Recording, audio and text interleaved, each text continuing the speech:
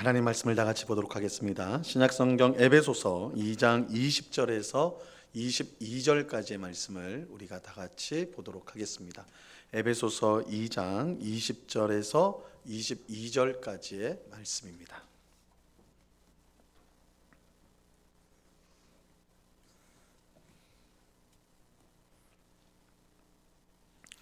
에베소서 2장 20절에서 22절까지의 말씀을 우리가 한 목소리로 하나님의 말씀을 다 같이 읽도록 하겠습니다. 같이 읽습니다. 시작. 너희는 사도들과 선지자들의 터 위에 세우심을 입은 자라. 그리스도 예수께서 친히 모퉁이 돌이 되셨느니라.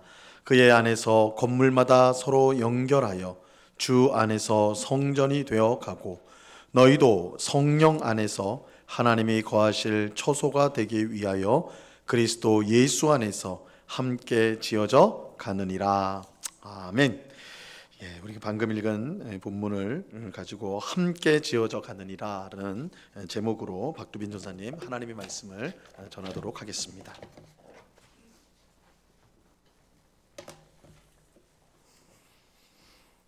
예수님께서 가이사랴 빌립보 지방에 이르자 제자들에게 물어보셨습니다. 사람들이 인자를 누구라 하느냐라고 말이죠. 그들이 대답합니다.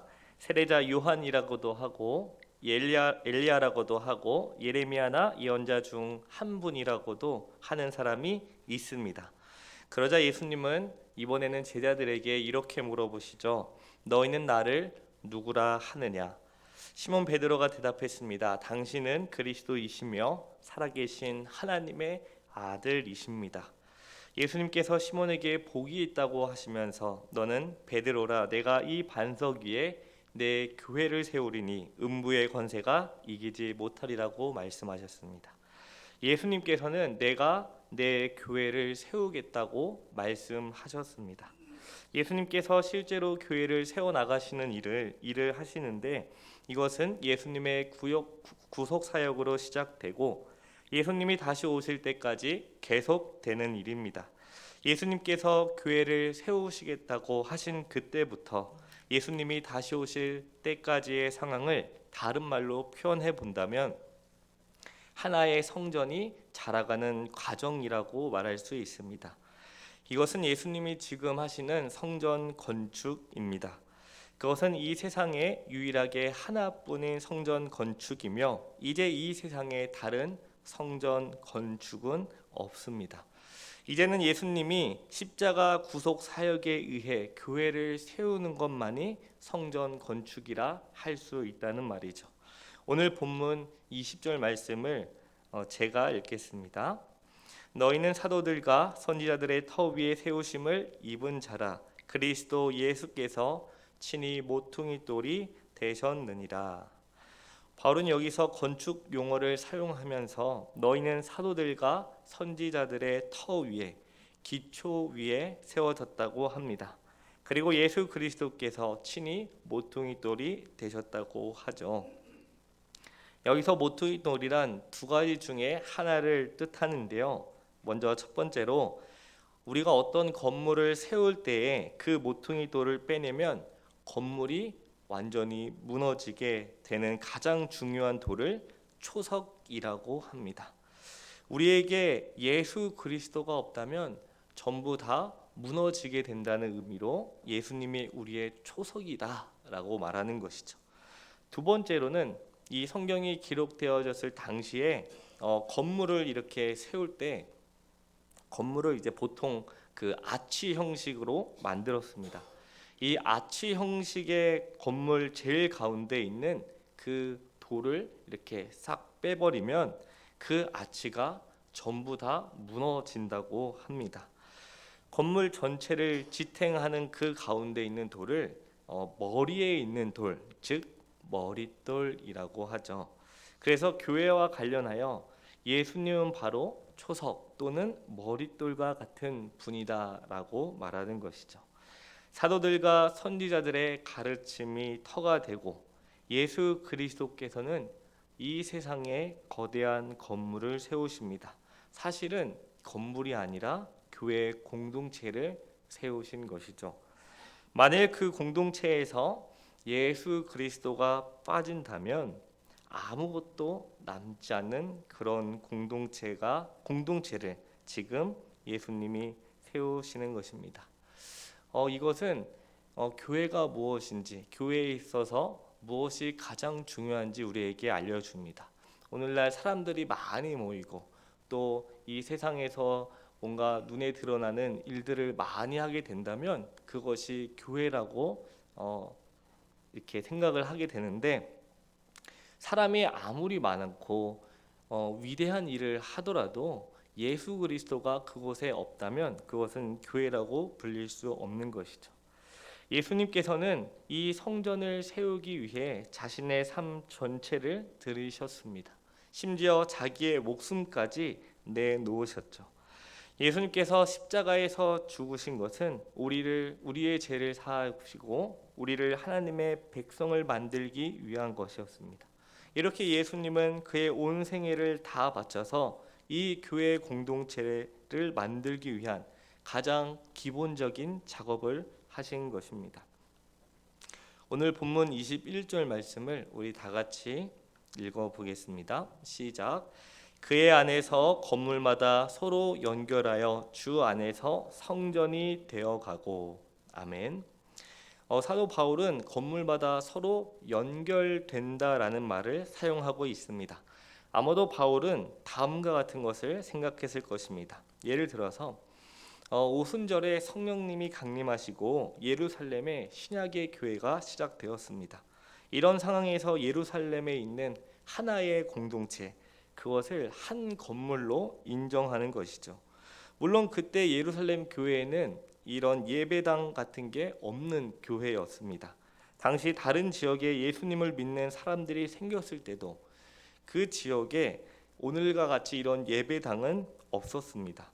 예수님을 믿는 사람들은 주일이 되면 이제 누군가의 집에 모여 하나님을 찬양하고 예배를 했죠.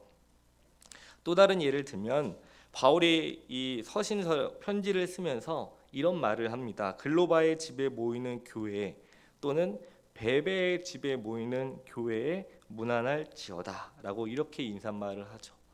지금 이렇게 우리 시대에 보면은 굉장히 좀 낯설지만 그것은 처음에 교회들이 가정에서 모이고 그 모임을 교회라고 지금 바울은 인정하는 것이지요.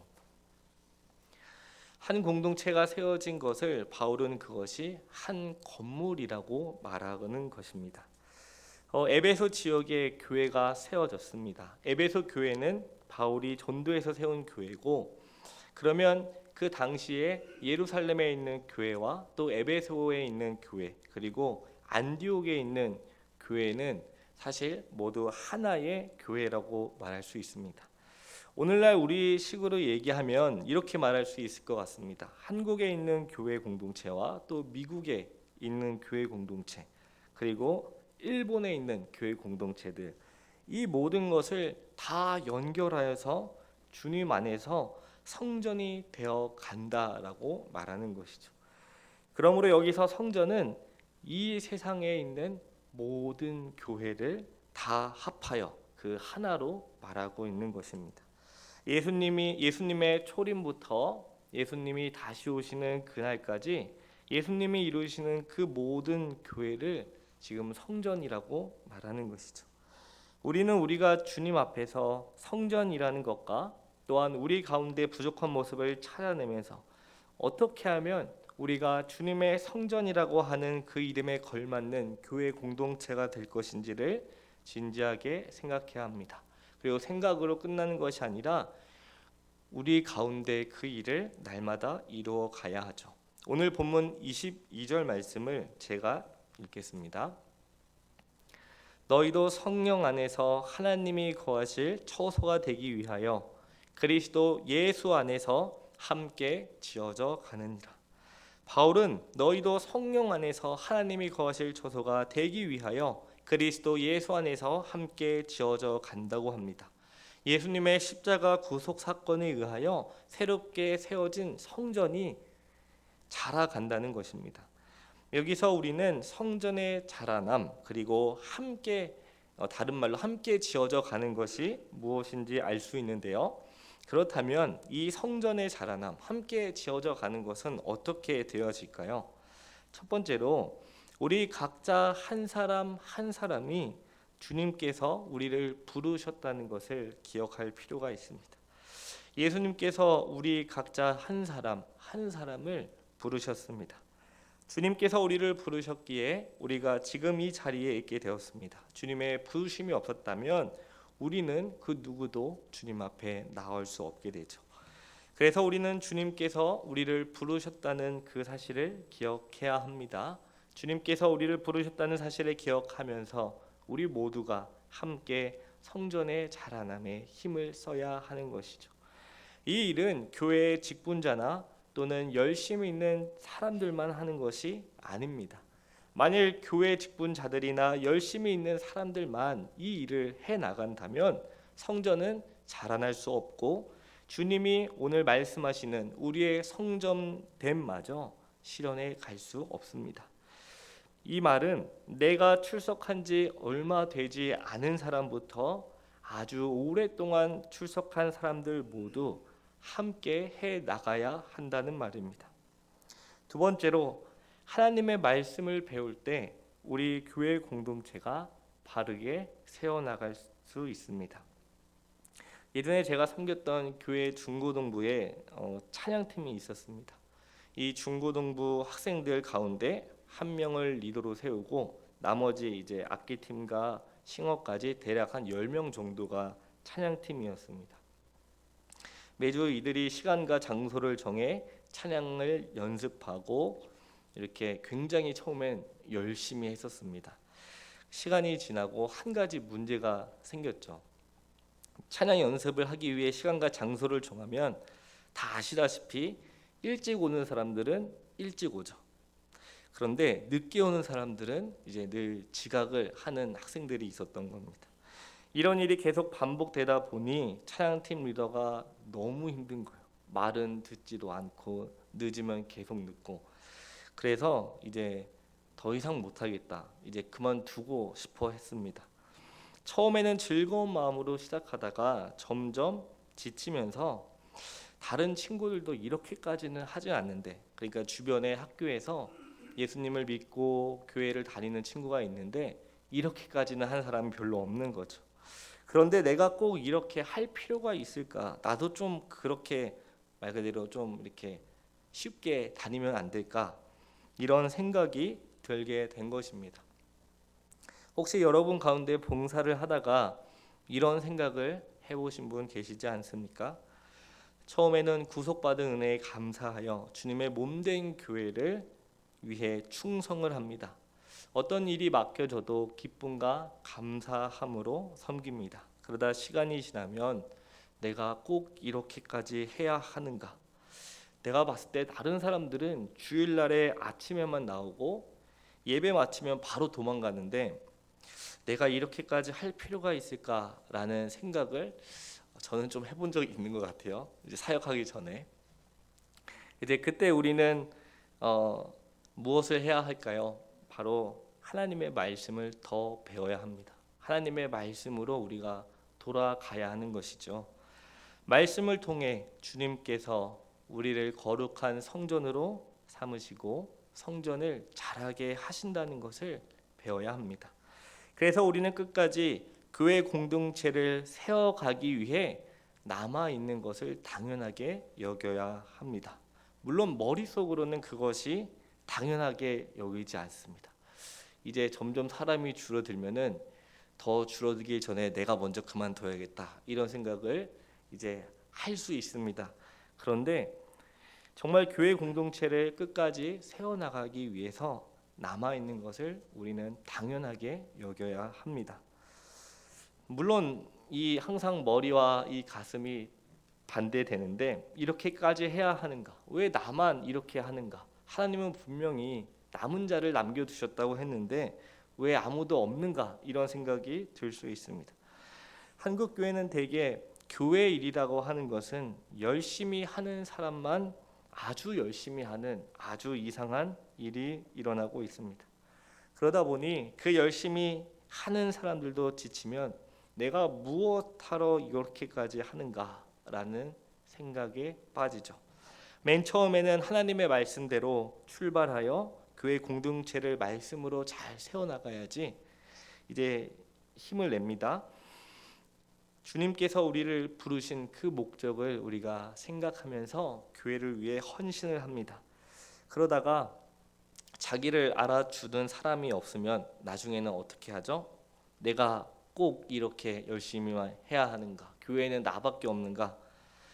교회는 내가 없어도 잘 돌아가는 게 교회가 아닌가? 이런 생각을 하게 됩니다. 그러면서 점점 타협을 하게 되는 것이죠. 예전에 제가 섬겼던 중고등부 찬양 팀원들이 서로 갈등이 심해졌어요. 이제는 예배까지 나오지 않겠다, 다시는 보지 않겠다, 이런 거의 최악의 상황까지 이제 발생했습니다. 말 그대로 상황이 점점 심각해진 것이죠. 그때 정말 하나님께 울면서 기도하면서 이제 학생들을 이제 찾아갔습니다. 1명 또 2명 이렇게 찾아갔습니다. 그래서 우선은 그동안 찬양팀으로 섬기느라고 수고가 많았다고 하면서 맛있는 것을 사줬어요. 그리고 좀 무모하게 보일 수 있겠지만 당분간 중고등부 예배에 찬양팀은 없다, 이렇게 했어요. 찬양팀 없이 반주 아무것도 없이 무반주로 그냥 예배를 진행하겠다. 아주 무모하게 지금 하라면 다시는 못합니다. 이제 진행을 했습니다. 그 대신에 우리가 찬양팀을 잠시 내려놓으면서 우리가 예배에 집중을 하자. 하나님의 말씀을 배우면서 우리에게 참된 위로가 무엇인지 한번 알아가 보자 하면서 다 그만두되 예배만큼은, 또 하나님의 말씀을 배우는 것만큼은 절대 양보해서는 안 된다라고 했죠. 시간이 흘러 감사하게도 학생들이 이제 회복이 되고 관계가 회복이 돼서 찬양팀을 다시 하고 싶다 하면서 다시 이제 찾아와서 다시 이번에 그 회복이 됐어요. 이전보다 훨씬 더 사람도 많아지고 또 다양하게 많이 찬양을 준비하고 할 수 있게 됐습니다. 오늘 하나님께서는 우리를 교회로 부르셨습니다. 내가 보았을 때 볼품없고 또 조금 다른 사람에 비해 모자르고 내가 다 잘할 수 있는 게 없을지라도 하나님은 우리 각자 한 사람 한 사람을 교회로 부르셨습니다. 또한 하나님께서는 우리를 거룩한 성전으로 만드셨습니다. 그리고 예수님이 다시 오는 그날까지 우리 함께 거룩한 성전을 되어가게 하십니다. 이것은 목회자뿐만 하는 것이 아닙니다. 또 열심히 있는 사람들만 하는 것은 더욱 아니지요. 어린아이부터 또 장년 또 노년에 이르기까지 하나님께서 우리를 부르셨다는 것을 기억하시면서 우리 모두가 거룩한 하나님의 성전으로 그 성전됨을 온전히 드러내길 기도하겠습니다. 제가 기도하고 마치겠습니다. 사랑과 은혜가 많으신 하나님 아버지, 오늘 말씀을 통하여 주님께서 우리를 교회로 또 성전으로 세우시고 우리 모두 함께 성전으로 또 지어 가심에 감사합니다. 우리도 모르는 사이에 여러 가지 이유로 하나님의 부르심을 잊고 또 우리가 성전됨을 잊으며 우리가 무엇을 해야 하는지 또 무엇에 집중해야 하는지 종종 놓칠 때가 있습니다. 하나님 아버지, 우리 모두를 불쌍히 여기사 우리의 부르심을 기억하게 하시고 우리 모두 함께 성전으로 지어져 가게 하옵소서. 주님께서 다시 오시는 그날까지 오직 주님 한 분만 바라며 하나님께서 이미 베풀어 주시고 또한 앞으로 베풀어 주실 그 큰 은혜를 기억하며 우리가 기쁨과 감사함으로 우리의 하나됨과 우리의 성전됨을 온전히 이루어 가게 하옵소서. 감사드리며 예수 그리스도의 이름으로 기도합니다. 아멘.